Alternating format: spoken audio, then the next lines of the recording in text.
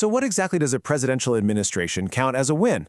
Well, today we're going to dive deep into that question by breaking down a pretty fascinating document from the White House.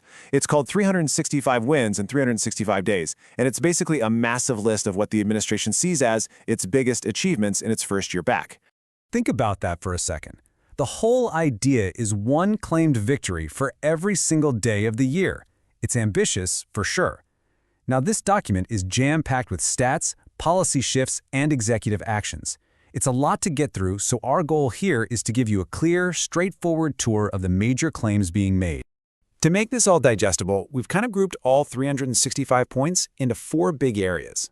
We're going to kick things off with borders, crime, and safety. Then we'll jump into the economy and American industry. After that, we'll see what the report says about America's role in the world, and we'll wrap up with claims about reforming the government and healthcare. All right, first up, borders, crime, and safety. A huge chunk of this report is dedicated to this topic, focusing on immigration enforcement, beefing up border security, and what the administration is calling a historic drop in crime across the country. You know, right off the bat, you can see the language in the document is incredibly strong. Take this quote from point number 6. It claims the administration's policies led to completely eradicating the Biden-era invasion.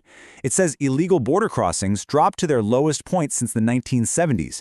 And here's one of the headline numbers they use to support that claim.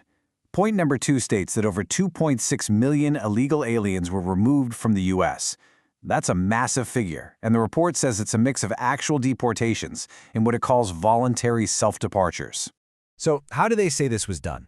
Well, the document points to a whole flurry of actions taken right away. A national border emergency was declared on day 1. Construction on the border wall kicked back into gear. Policies like catch and release were ended for good while the Remain in Mexico policy was brought back. The report also makes a point of highlighting the use of the Alien Enemies Act to go after specific gang members.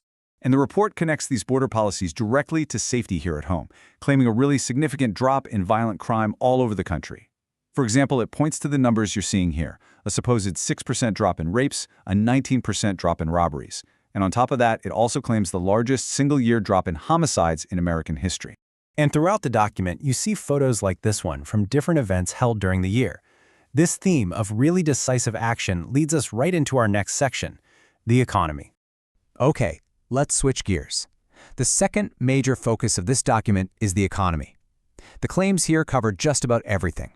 Inflation, jobs, deregulation, trade, all under this central idea of bringing American industry back in a big way. The absolute centerpiece of the economic claims is all about inflation. Point number 74 declares that it has been tamed, saying it dropped a whopping 70% from its peak, down to a rate of just 2.4%. The document gives the credit for this to fiscal restraint and slamming the brakes on spending growth. So, according to the report, what actually drove these results? Well, it highlights several key policies. There's a working families tax cut and making good on the no tax on tips promise. But the really huge claim is about a massive deregulation push, which the document says got rid of 129 old regulations for every single new one that was added. On top of all that, it claims to have collected $300 billion in tariff revenue. But what does all this mean for the average person's wallet? The document boils it down to this number. It claims that real earnings for workers in the private sector, that's your wages after you account for inflation, went up by $1,100 for the year. This is presented as a direct recovery of lost buying power. And just like the last section, this part of the report is filled with images from economic and policy events. Okay, so now we're going to zoom out from the domestic economy and look at how the administration talks about its actions on the world stage.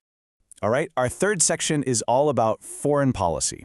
This is where the report lays out a whole series of diplomatic and military moves. The big theme here is really about reestablishing American leadership and strength around the globe. A huge part of this section is just dedicated to peace deals the administration says it brokered. And the list of conflicts it claims to have resolved is, well, it's pretty staggering. It includes a claimed end to the Israel-Hamas war and brokered deals between Armenia and Azerbaijan, India and Pakistan, the DRC and Rwanda, and even Egypt and Ethiopia. Now, this might be one of the biggest foreign policy claims in the whole document, and it's about NATO. According to point number 156, the administration got an agreement from member nations to boost their defense spending all the way up to 5% of their GDP. The report calls this a remarkable feat, long thought impossible. Looking at the military itself, the document claims big success in recruitment, saying all branches hit or even went past their goals. It also lists several major policy shifts, like barring transgender individuals from enlisting and reinstating troops who were let go because of vaccine mandates. And on the tech side, it announces the big reveal of a new sixth-generation fighter jet, the F-47. These images really drive home the document's focus on all these diplomatic meetings and high-profile global events. For our final section, we're going to turn from the world stage and look back inward at claims of reforming the U.S. government itself.